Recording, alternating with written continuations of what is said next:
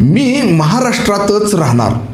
मुख्यमंत्री देवेंद्र फडणवीस यांना असं वारंवार का बोलावं लागतंय? तर यामागची लागलेली फिल्डिंग आणि रचलेला कट हा त्यांना आता दिसू लागलाय. येत्या काही दिवसामध्ये केंद्रातील मंत्रिमंडळाचा विस्तार होणार असल्याने केंद्रीय मंत्रिमंडळामध्ये देवेंद्र फडणवीस यांना नेण्याचा भाजपमधील काही नेत्यांचा डाव आहे. पण देवाभाऊनी आधीच पंतप्रधान नरेंद्र मोदींची भेट घेऊन फिल्डिंग लावली आहे.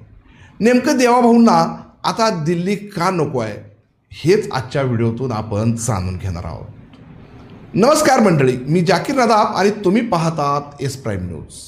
येत्या काही दिवसामध्ये केंद्रीय मंत्रिमंडळाचा विस्तार होणार आहे आणि त्यासाठी अनेक जण इच्छुक आहेत.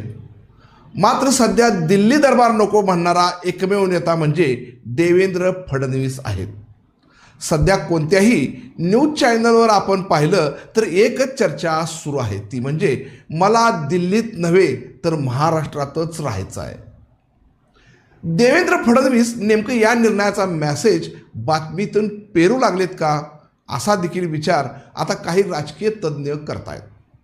तर हा मेसेज त्यांना दिल्ली दरबारी पाठवण्याचा षडयंत्र नसणाऱ्या पक्षातील काही अंतर्गत नेत्यांना द्यायचा आहे. नेमका हा खटाटोप का चाललाय?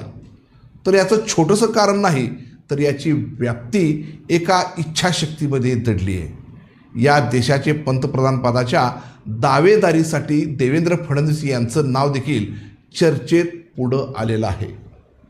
मात्र या पदाच्या स्पर्धेत देशाचे गृहमंत्री अमित शहा सर्वात पुढे आहेत.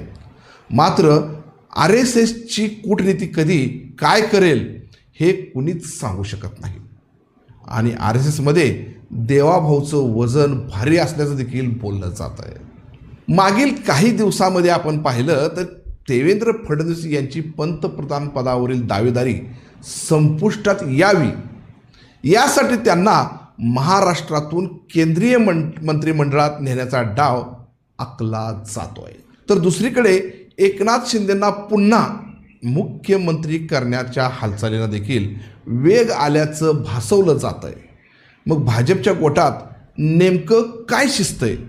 तर एकनाथ शिंदेंना पुन्हा मुख्यमंत्री करावं आणि देवेंद्र फडणवीस यांना केंद्रामध्ये स्थान देण्यात यावं यासाठी गृहमंत्री अमित शहा हे प्रयत्नशील असल्याचं बोललं जात आहे. कारण सध्या देशाच्या राजकीय सारीपाटावर प्रचंड प्रमाणात हालचाली सुरू आहेत. कारण येणाऱ्या काळामध्ये विद्यमान पंतप्रधान नरेंद्र मोदी हे पदावरून राजीनामा देतील अथवा वयाच्या अटीनुसार ते बदलले जातील. खरं तर देवेंद्र फडणवीस हे मागील काही दिवसामध्ये पाहिलं तर अनेक गेम प्लॅन करण्यात यशस्वी झाले आहेत.